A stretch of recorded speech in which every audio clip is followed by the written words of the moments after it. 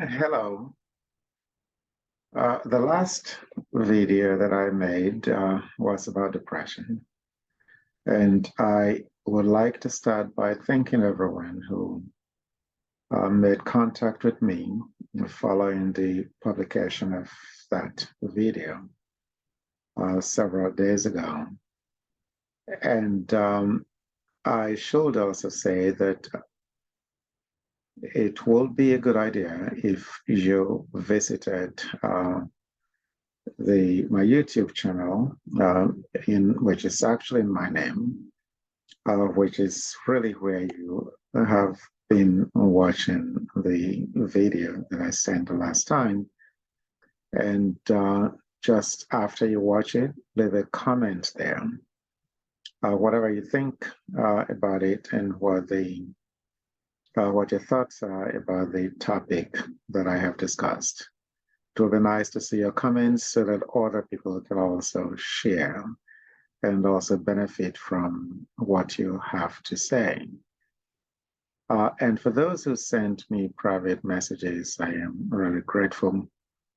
And many people have asked me to continue to do this a series on various mental health issues. I should also say that if you would like to get in touch with me or just take a look at some of what I do, you may visit my website at www.integrativeruminations.com. That's www.integrativeruminations.com. And while you're there, you may also choose to send me a message, which send me an email. I'll just drop a line there on the site, and I'll be very happy to read and respond to your comments. And you can also take my phone number on that site and send me a WhatsApp message through that number that you see there from your desktop.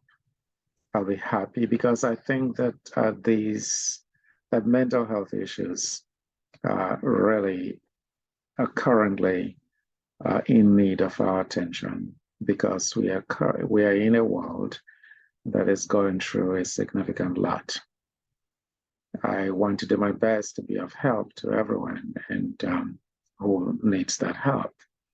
And I hope that we can all be help to one another. Because of some of the questions that I got and some of the discussions that I have had with people who watched my last video about depression, I thought it might be a good idea to really have a discussion today about the difference between sadness and depression. Because while one is situational, the other one is actually clinical in nature. With symptoms of which sadness is only one. Sadness is just one symptom of depression. I say this because I think that there is a misunderstanding in some quarters that when someone is sad, the person is definitely depressed. But the reality is that you cannot be depressed without experiencing sadness, but you can be sad without being depressed. Take, for example, the case of someone who has lost a close relative, friend, or colleague that they know. That person will be sad in the grief process because in the grief process, sadness does actually have a significant part. But that is situational. That person can come out as we generally do when we have lost someone, come out of that grief state and function well. But prolonged grief can lead to depression. The sadness that accompanies grief, for example, is situational. It is situational, but it can be prolonged and then to the point where it becomes a depression. And there are many things to say about depression. And I found it fascinating that someone who really is a man that I respect tremendously sent me a question that I thought was really, really good. In response to a video clip that he received from his country of birth, which I will not mention, he said, Prof, with the video above, one can accurately conclude that the nation itself is depressed. Wouldn't that be accurate? To which I said, you are accurate. However, depression in this case extends beyond that, which one would normally consider to be such in a clinical setting. The cluster of symptoms that we see in the case of the unnamed country as manifested in the actions of and reactions of the people there to the plight that they are contending with is significant, and it is consistent with trauma, of which the depression is just one indicator to be peeled off. In other words, clinically speaking, the country is a traumatized nation with leaders and a system that are traumatizing the people over and over and over. Whoever becomes president in the upcoming elections will be mistaken to assume that the country will be changed if all he does is lead the country to economic recovery and address corruption, because trauma runs very deep. That was my response to him, and that's a discussion that we can have further at some point when I talk about trauma. But just to address what I said I will talk about, which is really, what is sadness and what is depression? And I made a table that will help us really have like a really good understanding of this. Sadness is temporary, but depression is persistent sadness.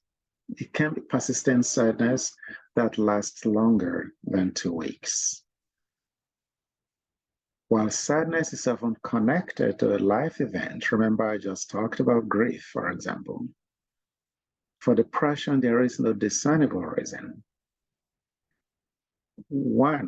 If one is sad because they feel lonely, for example, they can be surrounded by people and suddenly become happy in that space. But a person who is depressed can be sad even in a marketplace where there are so many people. And a person who is depressed may not even be able to link their depression to something specific, because there is often no discernible reason for depression. There could be triggers that you can identify that may get someone into a depressed state, but the underlying reason why someone is depressed may be difficult to discern. So sadness is usually without suicidal ideations, but depression can often be accompanied by suicidal ideations. And people can be sad and then have difficulty with their self-care, maintaining poor self-care because they're really sad. But depression, on the other hand, goes beyond that state. With depression, the individual's energy is impacted severely. They have difficult sleeping, sometimes really poor appetite, and the general well-being becomes really bad. Self-care can be poor, and it can also be that they really get away from even taking care of themselves. And over a period of time, the ability to care for themselves when they're depressed really becomes increasingly diminished. So for someone who is sad, remember I said it is situational.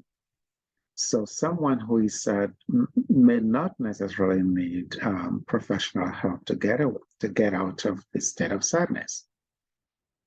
But for someone who is depressed, it is important, very important, to seek professional help, because the assistance that one can receive from a professional clinician will be such that the person can return to a state of functioning, to their regular state of functioning.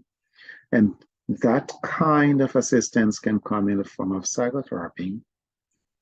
It can come also in the form of antidepressant medications or a combination of both, in addition to support from one's